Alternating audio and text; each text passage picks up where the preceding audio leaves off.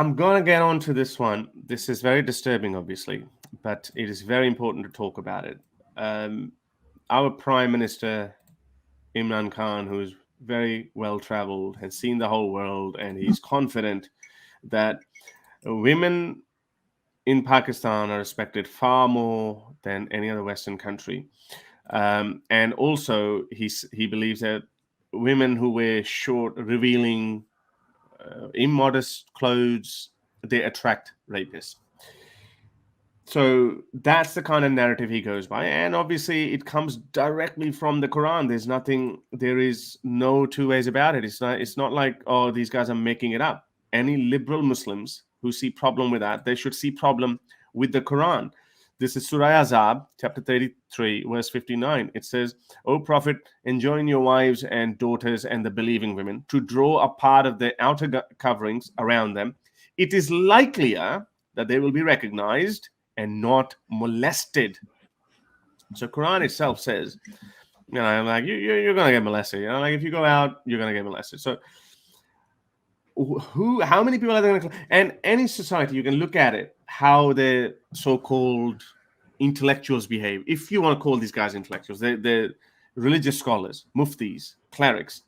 Oh, look at this guy.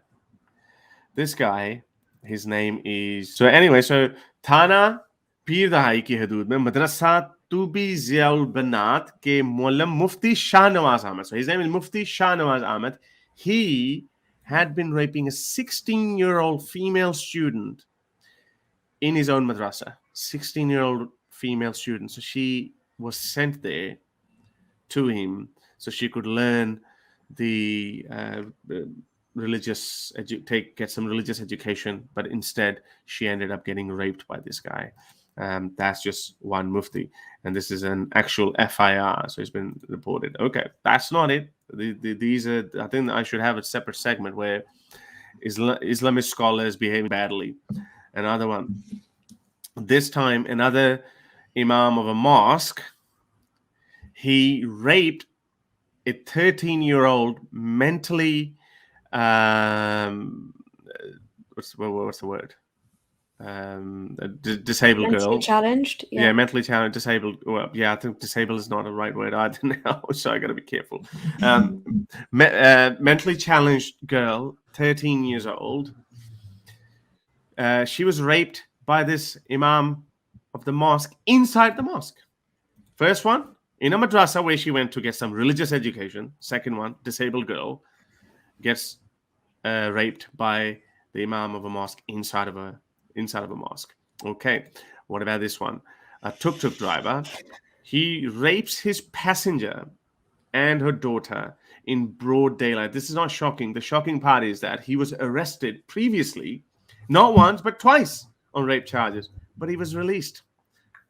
So he was, this is the mom and daughter who were just going to get their groceries or something in a tuk-tuk. He just took, he took his tuk-tuk away and he raped both of them. Anyway, have a look at this. Another one. Another Imam mosque. Look at him. He's a Hafiz, so he's memorized the whole Quran. Hafiz Ayub Ansari.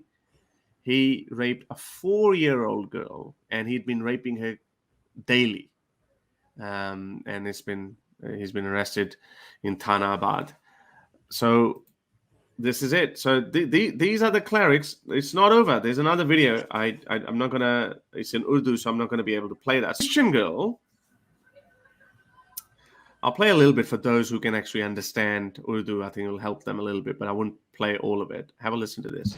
ये कारी मोहम्मद सलीम साहब हैं जो कि मदरसे के जो हैं वो वहाँ पे टीचर हैं कारी मोहम्मद सलीम साहब ये बेसिकली यहाँ से बच्चे जिस तरह मदरसे में जाते हैं तो इस बच्ची को भी इसलिए भेज दिया मदरसे में ताकि एक रूटीन बन जाए बच्ची की उम्र तो अभी सिर्फ 3 साल है तो उस रूटीन बनाने के लिए लेकिन कारी साहब ने बच्ची को अपने जो है ना वो हवस का निशाना बना लिया ये कारी साहब पे FIR भी हो गई है और ये मेडिकल रिपोर्ट भी आ गई है इस 3 साल की बच्ची मैं समझता हूँ कि 3 साल की बच्ची को तो उसे अपना नाम नहीं सही तरह पता लेकिन कारी साहब ने ये जो है वो मेडिकल रिपोर्ट भी आ गई है और जिनसी ज्यादती का निशाना बनाया ये कारी साहब है डॉक्टर मोहम्मद सलीम साहब ये हाफिज भी हैं और हाजी भी हैं.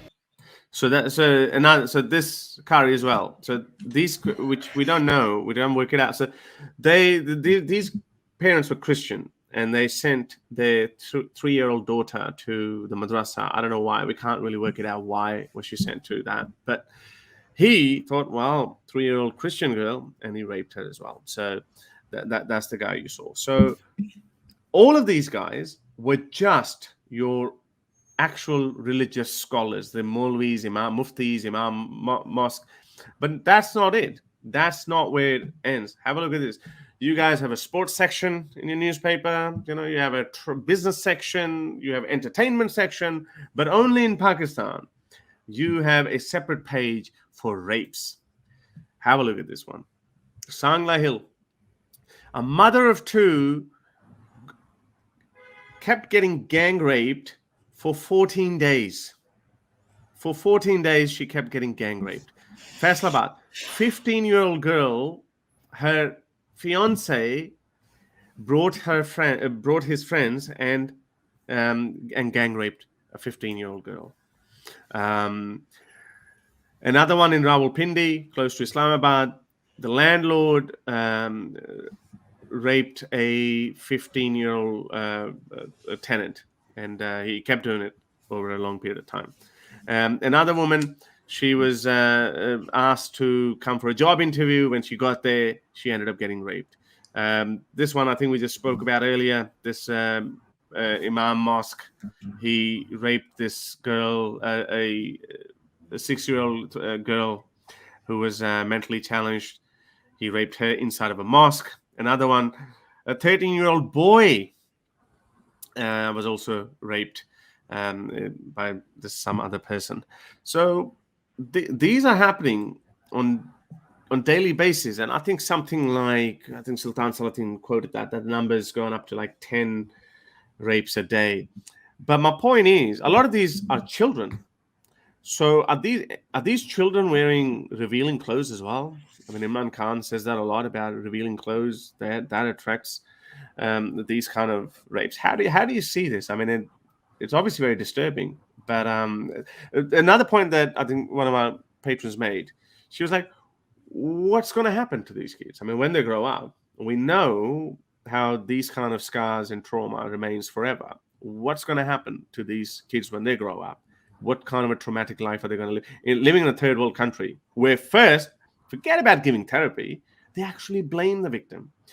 One of our patrons, she told her story on my Urdu stream, I think, and she said how she was gang raped. Her parents tried to get justice for her, but she was put in the same van as the perpetrators. There was no there was no emotion shown. There was no solidarity shown with the victim, and her parents, who were supportive of her, which is, again, in a country like that, it's a big deal. But they gave up, and then they also started turning on her. And she was just an 18-year-old girl at that point. I think she ended up leaving Pakistan. And now maybe she was lucky, but what about these people? What do you have to say on this? Well, first of all, it's just, honestly, like, I'm kind of speechless. Like, it's just so heartbreaking. Like you said, there's a whole section dedicated to rape, and then the ages that I'm hearing are just, like, I can't even, it's horrible. But like you said, again,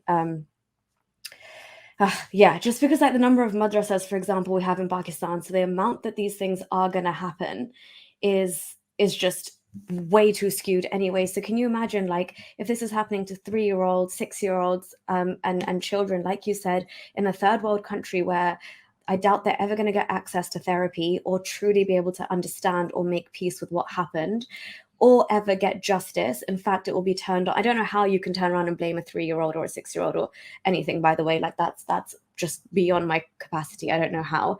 But the fact that they're going to suffer from this, and this whole new wave of kids who have been left traumatized by these Maulvis from madrasas, whether you're Muslim or Christian, or you're going there because your parents think it's a good routine or whatever, whatever happens to you there, you're going to internalize that and carry it on into your adult life, and you're not going to be a mentally healthy, stable individual who's able to go on and then have fulfilling personal relationships of their own. And it's just going to have a knock-on effect to society, where there's a huge percentage of the population who are severely troubled and severely traumatized, and this whole phenomenon is just going to continue like a domino effect until we start uprooting these madrasas and getting these imams out and holding these Maulvis accountable. And also, then you've got to address things like therapy and things like that. But also, parents in Pakistan need to understand now, once you've seen one or two news articles knowing that these are the kind of atrocities that happen in madrasa, as a parent, you should be switched on enough to know there's not a place that I want to send my children, whether I need to teach them Quran or not. Do it online now. There's so many ways to do it. You don't need to go and have your underage daughter or son sits in a Maulvi who is probably married to 3 or 4 women already, and he knows the Quran back to front, and he knows what he's doing. I've heard stories in Saudi Arabia. It happened all the time. And it's gonna leave a whole wave of this next generation of kids absolutely traumatized. It's not something you get over. It takes a lifetime of work to kind of heal from. Maybe you'll never heal from it, but you learn to cope and manage. And the biggest thing is that the world, when you go to therapy and in a world that protects you, will tell you that you were not to blame. This is something that had happened to you. It's got nothing. There's no reflection on you. You're free and you just need to heal. But these kids, on top of going through the trauma, then they've got the victim blaming to deal with. Then they've got the balance of honor stuck on their head. And that, like you said, your own family could turn against you because they're like, oh, what do we look like in the wider picture? And what kind of news articles are surrounding our family? It's all bullshit, honestly. Yeah, sorry. That's all I really have to say on it. It's very, very just disturbing. To help me produce more videos like these, support me on Patreon or PayPal.